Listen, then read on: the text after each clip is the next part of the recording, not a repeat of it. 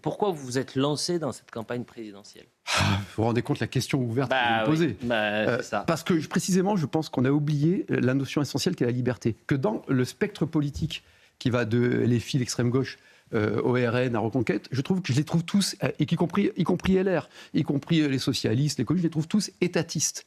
Je trouve qu'ils veulent nous faire croire qu'on va revenir aux 30 glorieuses, alors qu'on n'a plus la démographie, on ne fait plus d'enfants, on n'a plus les gains de productivité, on ne maîtrise pas l'immigration. Donc c'est impossible. Donc il faut inventer un État performance au service de la société. Moi j'ai une vision, c'est qui consiste à rendre les Français propriétaires de leur vie par l'instruction de qualité. C'est pour ça que je pense que la carte scolaire, l'égalitarisme socialiste est une hérésie absolue parce que ça crée de l'injustice. Regardez la dette. On défile, hier c'était le village Potemkin. C'est Tintin sur les Champs-Élysées. C'est-à-dire qu'on a le grand défilé, l'armée 7000, formidable, moi j'adore, je suis très attaché à l'armée républicaine, évidemment. Mais derrière, on a une loi de programmation militaire où il y a des bonnes choses. Il manque les crédits de paiement.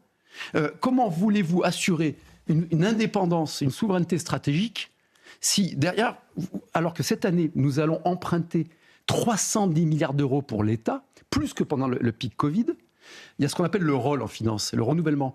On va emprunter 170 milliards pour remplacer 170 milliards de dettes. Vous me suivez? Sauf que les intérêts, ils prennent 3 points. C'est 5 milliards 100. Rien que même si on n'empruntait pas plus, sur 10 ans, on va payer 50 milliards de dettes de plus. Donc, il est temps évidemment de réduire fortement la dépense publique.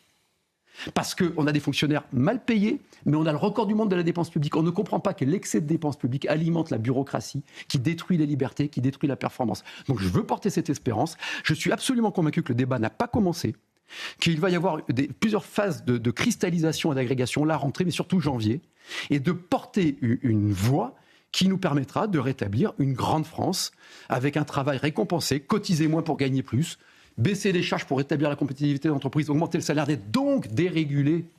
Et c'est là que je veux un débat avec des gens que je respecte à gauche, qui n'ont pas mes convictions. Je veux un débat, ma philosophie pour l'autorité de la République, pour la liberté et l'unité, face à une approche collectiviste et socialiste que je combats, mais que je respecte.